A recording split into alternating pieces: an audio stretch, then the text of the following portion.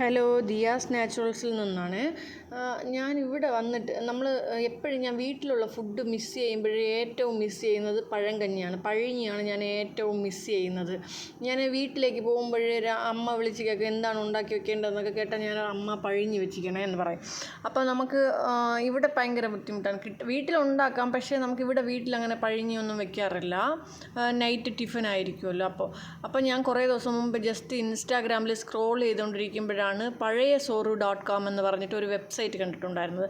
So അതിലവർ പഴങ്കഞ്ഞി sale ചെയ്യുന്നുണ്ട്. അതുപോലെ തന്നെ നമുക്ക് വന്നിട്ട് മറ്റേ ഈ കൊണ്ടാട്ടവും മോർമുളകും ഒക്കെ അവർ അതിൽ സൈഡ് ഡിഷായിട്ട് വെക്കുന്നുണ്ട്. പിന്നെ മീൻ തൊക്കെന്ന് പറഞ്ഞിട്ടൊന്ന് അതിൽ തന്നിട്ടുണ്ടായിരുന്നു. അത് മീനിൻ്റെ ഫ്ലേവറൊന്നുമില്ല, അതെന്തോ മറ്റേ നമുക്ക് മീനൊക്കെ വെക്കാൻ വേണ്ടിയിട്ട് അരച്ച് വെക്കുന്ന അരപ്പുണ്ടല്ലോ, അതുപോലത്തെ ഒരു ഫ്ലേവറിലാണ്. അത് അത്രയ്ക്ക് അങ്ങ് ഇഷ്ടപ്പെട്ടില്ല.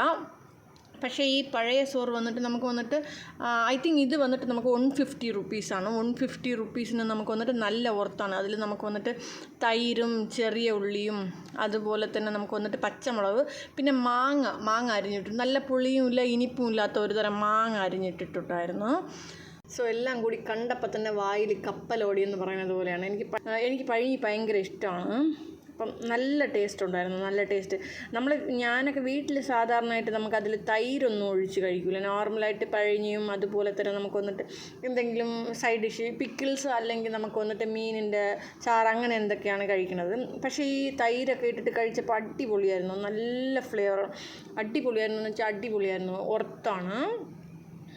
പക്ഷേ ഇവർ ഡെലിവറി നമുക്ക് സറൗണ്ടിങ് ഒരു 7 കിലോമീറ്റർ സറൗണ്ടിങ്ങിൽ മാത്രമേ ഹോം ഡെലിവറി ഉള്ളൂ. പക്ഷേ നമുക്ക് ഒരുപാട് ദൂരമാണ്. അപ്പോൾ രാവിലെ പോയി അവിടെ നിന്ന് വെയിറ്റ് ചെയ്താണ് വാങ്ങിക്കൊണ്ട് വന്നത്.